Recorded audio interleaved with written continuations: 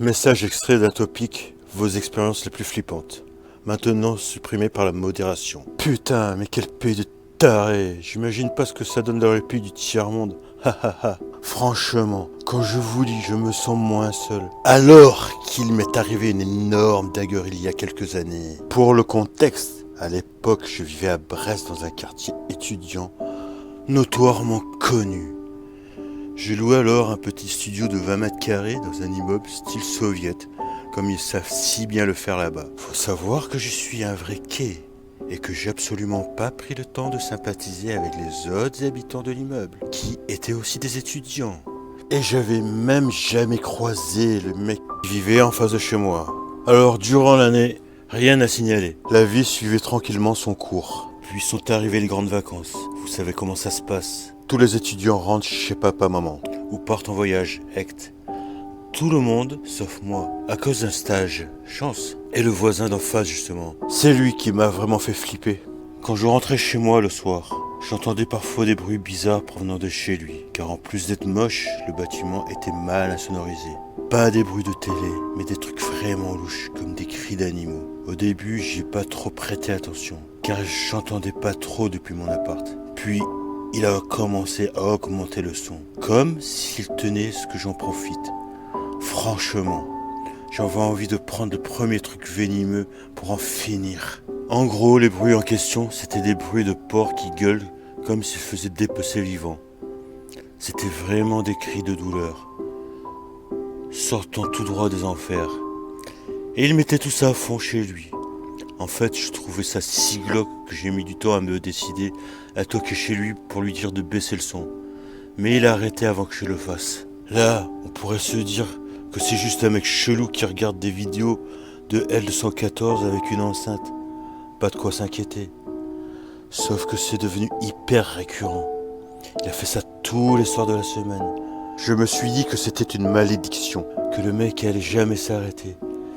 Et pire, c'est que j'osais pas aller le voir. Je me disais que c'était forcément un malade mental qui allait me planter dès que possible. Un soir, je me suis dit que c'était plus possible. J'ai enregistré les bruits de porcs et j'ai appelé les flics pour tapage nocturne. Je vous laisse le vocaro pour que vous puissiez vous faire une idée de ce que je vivais tous les soirs.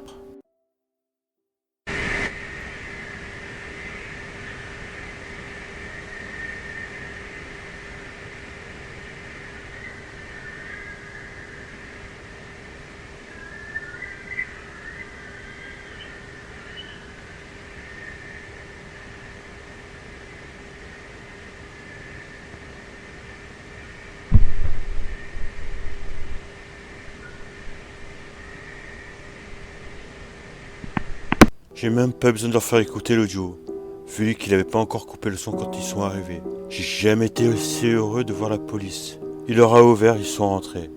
Moi je suis resté derrière ma porte comme le gros lâche que je suis. Je voulais vraiment pas que cette soirée me voie. Finalement, ils ont fait venir des gens pour l'embarquer vers l'asile.